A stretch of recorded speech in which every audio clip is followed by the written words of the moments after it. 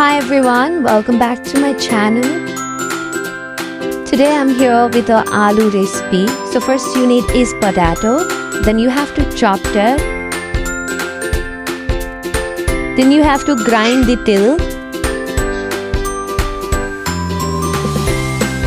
Now you are ready to put all the ingredients in it. So I have already put some turmeric and the paste.